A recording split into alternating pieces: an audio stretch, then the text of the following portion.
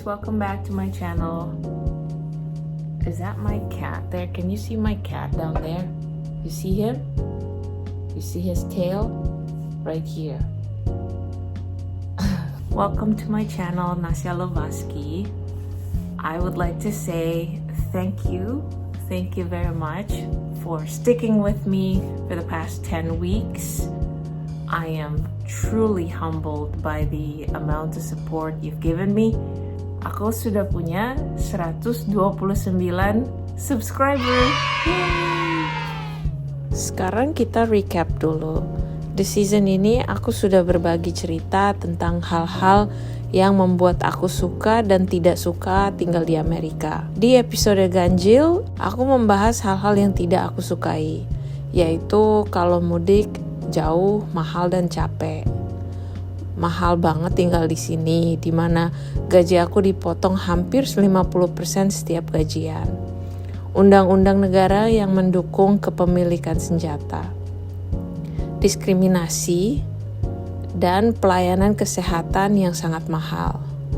Sedangkan di episode genap, aku membahas hal-hal yang aku sukai, yaitu enaknya memiliki rumah di sini, indahnya keanekaragaman di sini, kesempatan kerja yang adil, sistem pendidikan yang bagus, dan kali ini sebagai episode penutup, aku membahas tentang bahagianya memiliki keluarga dari background yang berbeda. Aku pernah bilang suamiku itu orang Amerika yang keluarganya berasal dari Meksiko.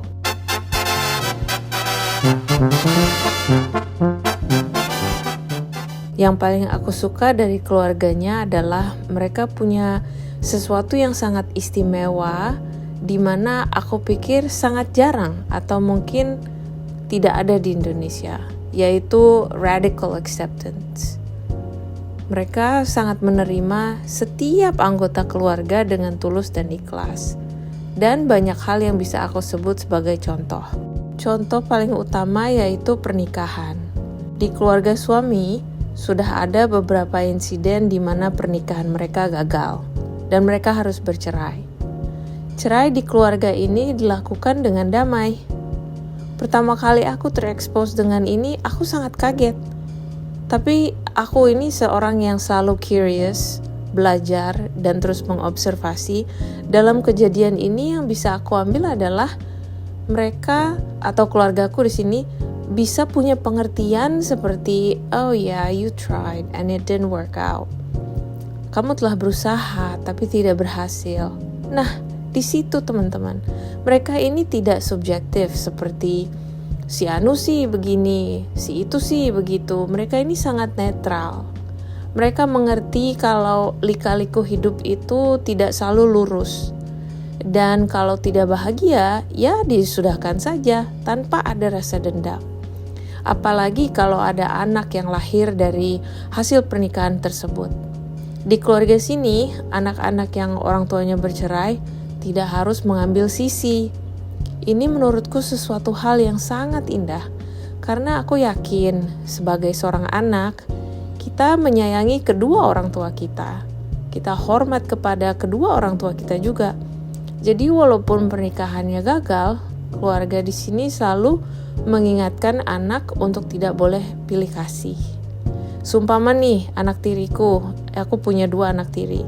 Mereka selalu menelpon suamiku kalau dia ulang tahun atau datang ke sini. Dan kalau holiday seasons seperti Thanksgiving atau Christmas kayak sekarang ini, mereka pasti ikut makan malam dengan kita, ikut merayakan dengan kita. Terus kalau orang tuanya kawin lagi, penerimaannya itu pas pada tempatnya, maksudnya tidak kurang tidak lebih. Kayak aku nih, aku masuk keluarga sini, aku dihormati dan disayang oleh keluarga suamiku, seperti layaknya mereka menyayangi kakak, adik, dan anak sendiri. Tapi juga tidak berlebihan, di mana anak-anak tiriku harus memanggilku mama. Mereka memanggil aku bukan dengan sebutan mama, tapi sebagai stepmom. Karena memang wajar, aku kan bukan ibunya mereka. Jadi menurut aku itu pas pada tempatnya. Sebagai perbandingannya di Indonesia, aku juga pernah menyaksikan beberapa perceraian di sekitar aku. Yang aku perhatikan, biasanya tuh anak ini harus seperti pilih kasih gitu. Jadi kalau misalnya ayahnya berselingkuh gitu, ibunya ini pasti sakit hati dan akan menjelek-jelekan bapaknya ke anak tersebut. Jadi anak itu dididik untuk membenci ayahnya. Padahal yang bermasalah ini kan adalah bapak dan ibunya, bukan anaknya. Jadi menurut aku itu tidak adil. Kemudian contoh selanjutnya adalah diversity, yang maksudnya perbedaan agama dan asal muasal. Di keluargaku ini ada yang dari Eropa, Amerika, baik utara maupun selatan, Asia dan Afrika. Ini membuat aku sadar satu hal. Kasih sayang itu ternyata universal, walaupun kita beragama dan berasal dari tempat yang berbeda. Kita di sini sangat menghormati dan menyayangi satu sama lain karena kita sebuah keluarga. Kalau di bulan Ramadan, mereka tidak mengajak kita makan di pagi atau siang hari. Pasti kalau ada acara-acara keluarga, mereka mengadakannya di malam hari. Kalau mereka merayakan Paskah, aku yang masak untuk makan bersama setelah mereka pulang dari gereja. Dan setiap Thanksgiving, sebelum kita makan turkey atau ayam kalkun, kita semua berdoa bergiliran. Untuk contoh yang selanjutnya, aku akan sangat ngerti kalau teman-teman ada yang mungkin merasa jijik, marah, atau benci mendengarnya. Jujur, aku pun punya perasaan begitu awalnya, tapi sekarang aku sudah bisa menerima. Jadi di keluarga besar suamiku, dan ini gak cuma di keluarga sini, banyak keluarga-keluarga di Amerika juga begitu. Ada yang homoseksual dan punya addiction. Maksudnya addiction untuk alkohol. Kalau di Amerika, alkohol di sini legal. Sekali lagi aku ngerti banget kalau teman-teman merasa tidak nyaman mendengarkan ini, tapi mau sampai kapan kita berpura-pura kalau di Indonesia itu tidak ada yang homoseksual atau seorang pecandu? Walaupun ada yang begitu, keluarga ini tetap menerima mereka seperti anggota keluarga yang lain. Dan ini tuh sangat beda sekali di Indonesia. Sepertinya kalau ada anak yang malu-maluin orang tua langsung dipotong dari keluarganya gitu. Keluar kamu dari rumah saya, seperti itu. Atau seperti tidak mau diakui sebagai anggota keluarga. Jadi aku betul-betul terkesima betapa menerimanya mereka dengan hal-hal tersebut. Aku pun tidak gampang menerima itu, harus diproses yang lama. Awalnya seperti ini misalnya, untuk yang punya addiction itu. Pada awalnya aku berpikir, lemah sekali kalian, tidak bisa mengatasi tantangan di hidupmu, gitu kan aku mikirnya, sehingga harus lari ke alkohol. Tapi lalu aku menyadari, aku ini siapa sehingga berhak menghakimi mereka. Itu kan hidup mereka, pilihan mereka. Aku tidak bisa mengaturnya. Yang bisa aku atur adalah menjaga jarak supaya mereka tidak menyakiti atau mempengaruhi keluargaku baik fisik maupun mental. Tapi untuk menghakimi mereka itu kan bukan hak aku. Aku juga pernah mendengar bahwa salah satu anggota keluarganya ada yang hamil saat ia masih sekolah. Kalau di Indonesia ini pasti membuat gempar dan anak itu pasti akan diusir sama orang tuanya, ya kan? Atau mungkin diaborsikan bayi tersebut, tapi sama keluarga ini dirawat dan sekarang ia seorang lawyer tuh pengacara terkenal di Texas karena ia membela orang-orang yang mau dideportasi oleh negara ini. Jadi kalau di sini ada kasus-kasus kalau orang ilegal itu orang tuanya dikirim kembali ke negara asalnya tapi anaknya ditahan di Amerika. Jadi dia pengacara terkenal yang membela orang-orang tersebut. Coba kalau dia tidak diberi kesempatan hidup anak ini atau tidak disupport dengan keluarganya. Mana bisa dia menjadi seseorang yang membela orang lain. Sekali lagi aku sangat ngerti kalau mungkin ada dari teman-teman yang merasa tidak nyaman untuk membicarakan masalah-masalah seperti ini. Tapi aku juga mau mengingatkan, kita tidak bisa menutup mata dan telinga. Coba lihat sekitar kita.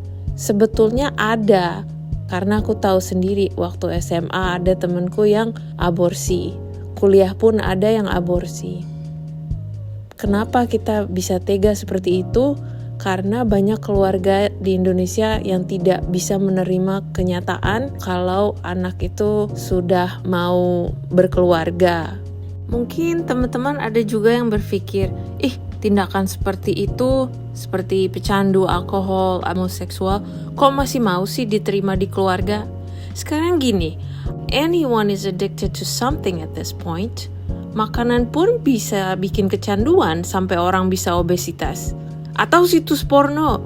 Indonesia itu negara nomor 2 di dunia yang mengakses situs porno. Jadi sebaiknya kita nggak usah deh merasa kalau kita ini lebih dari orang lain, lebih baik dari orang lain. Sehingga kita tidak bisa dan tidak mau melihat kekurangan diri kita sendiri. Ya, itulah teman-teman contoh-contoh cerita-cerita dari sudut pandang aku. Pengalaman-pengalaman di Amerika ini betul-betul merubah sudut pandang aku.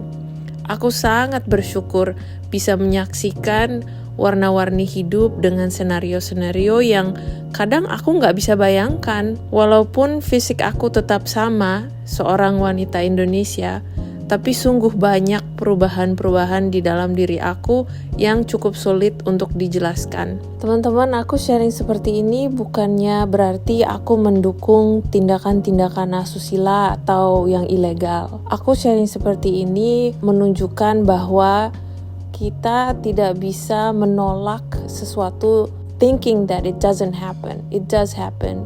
And maybe it happens within your own family. Jadi daripada kita berpikir kalau kita ini sempurna, atau kalau kita selalu merasa benar, that's a danger. Jadi aku mengundang teman-teman semua untuk selalu curious, selalu open-minded.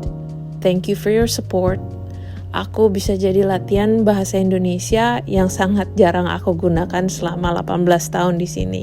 If you'd like to stay in touch, aku punya Instagram and you can ask me anything. And last but not least, happy holidays and happy new year. Semoga kita semua panjang umur dan selalu diberi kesehatan. Sampai ketemu di season selanjutnya ya teman-teman. Dadah!